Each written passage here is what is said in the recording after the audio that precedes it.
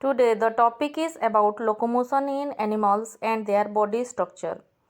You know what is locomotion? Locomotion means movement of organism from one place to another in search of food. कोई भी organism food के लिए, shelter के लिए और other activities के लिए एक जगह से दूसरी जगह मूवमेंट करते हैं. ये ओनली एनिमल्स में होता है. प्लांट्स भी लिविंग लाइफ हैं, लेकिन उनका मूवमेंट एक प्लेस से दूसरे प्लेस नहीं होता. उनका मूवमेंट वही सेम प्लांट में ही होता है मूवमेंट, जैसे कि फूड का और अदर सप्लाइंग के लिए होता है, वो अदर एक्टिविटीज़ है प्लांट में. लेकिन एनिमल में देखेंगे तो हम डिफरेंट ग्रुप ऑफ ऑर्गेनिज्म में अलग अलग तरह के मूवमेंट होता है. यहाँ पे बहुत सारे ऑर्गेनिजम्स का फोटोग्राफ है, जैसे कि dog, kangaroo, human being, snake, snail, fish, cockroach, horse. सबका अलग अलग तरह का लोकोमोशन होता है, मूवमेंट होता है. स्नैक का जैसे होता है, फिश का अलग, कॉकरोच का अलग, बर्ड्स का अलग, ऐसे. तो थोड़ा सा हम कुछ ऑर्गेनिजम्स के बारे में देखेंगे, किन किन का मूवमेंट किस तरह से होता है. ठीक है. The skeletal system is the in the human body help in its locomotion.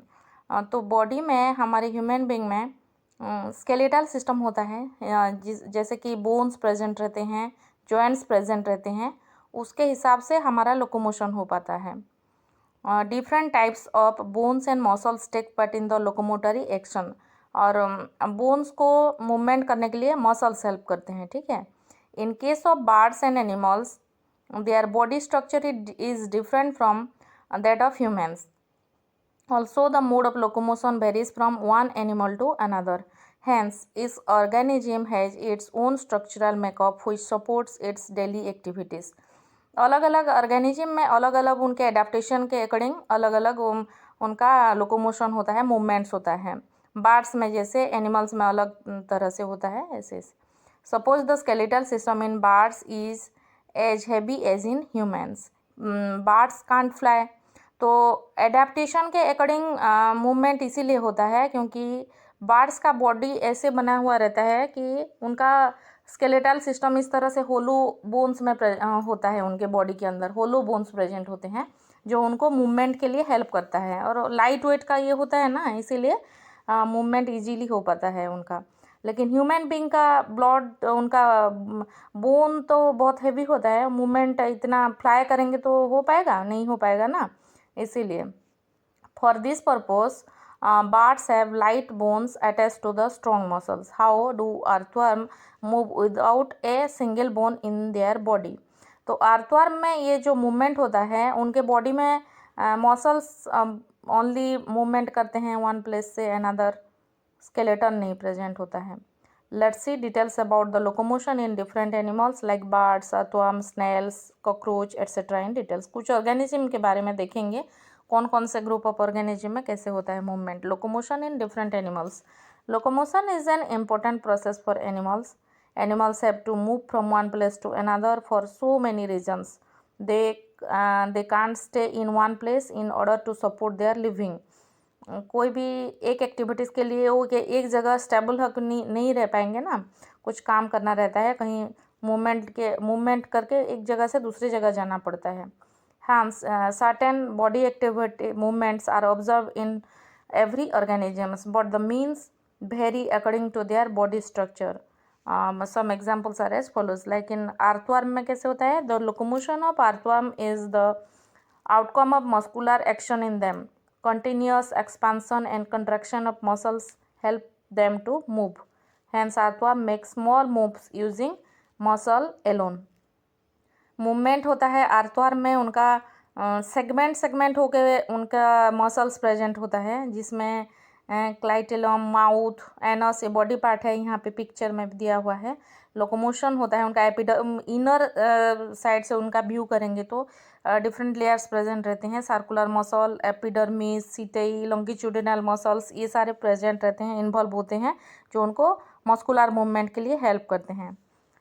Snails have a characteristic cell in their body. The hard external cell is a non-bony structure called the endoskeleton. It does not help in movement but is a shield from predators and damage. Snail में कैसे locomotion होता है? उनके body के ऊपर एक endoskeleton present रहता है, एक हार्ड कवरिंग टाइप का होता है सेल, जो कि प्रीडेटर से उनको हेल्प करता है, उनके बॉडी को प्रोटेक्शन देता है।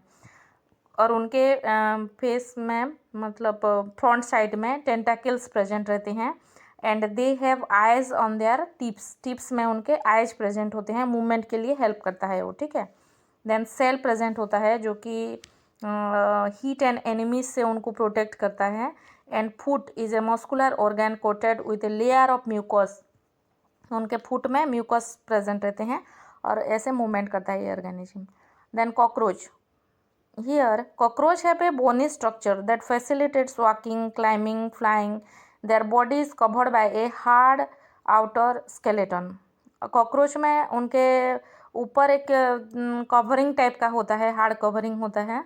और ये कॉकरोच वॉक भी कर सकते हैं, क्लाइंब भी कर सकते हैं, फ्लाइंग भी कर सकते हैं।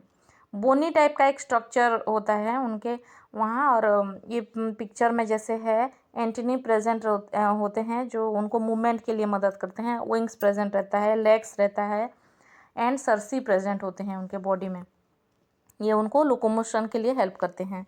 देन बार्ड्स में उनका लोकोमोशन कैसे होता है? Birds have light bones attached to strong muscles which help them to fly, whereas hind limb bones are modified to walk and perch. उनको उनके बॉडी में स्ट्रॉन्ग मसल्स प्रेजेंट रहते हैं, उनको उड़ने के लिए वो मदद करता है, लेकिन उनका बोन्स जो है वो होलो रहता है, फ्लाइंग के टाइम वो मदद करते हैं, ठीक है। और हाइंड लिम्ब बोन्स उनको वॉक करने के लिए या फिर ट्री में उनके पंजे पकड़ के अच्छे से बैठने के लिए उनको और शेल्टर प्रोवाइड करने के लिए उनको मदद करते हैं। बर्ड्स का मूवमेंट अप की तरफ हो उनका विंग्स तो उसको ऑफ स्ट्रोक बोलते हैं, और डाउन की तरफ हो तो डाउन स्ट्रोक बोलते हैं।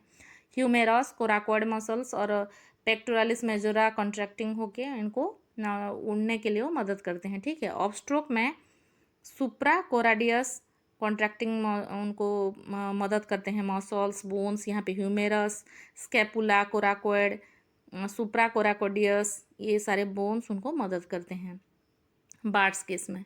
Then fish is an aquatic animal adapted to live in water. Movement होता है उनके फिन के थ्रू, उनका शेल्टर तो ही वाटर में ही है। Then snakes slithers on the ground with the help of their long backbone and muscles attached to them. वो स्लीदर करते हैं, जैसे कि उनका चेस्ट को पूरा फ्लोर में लगा के चलते हैं, स्नैक मूवमेंट होता है ऐसे। और अलग अलग ग्रुप स्नैक्स के होते हैं जो मूवमेंट उनका अलग अलग होता है। एक ऊपर वाले पिक्चर में जैसे है वो कॉन्सेटिना, उस तरह का मूवमेंट होता है कुछ कुछ स्नैक में। फिर सर्पेंटाइन मूवमेंट होता है, जैसे कि हल्का सा उसमें मूवमेंट होके। देन एक साइड वाइंडिंग होता है, एक डेजर्ट एरिया में एक स्नैक प्रेजेंट होते हैं जो कि मूवमेंट साइड होके वो चलते हैं और बहुत तेज़ चलते हैं। ये स्नैक बहुत पॉइजनस होता है। और एक कैटरपिलर मूवमेंट होता है, बहुत धीरे धीरे एकदम, और ये नॉन पॉइजनस स्नैक कैटेगरी इसमें आते हैं। Animals of all size and shape move in search of food, shelter, food, mate, and accept them from predator.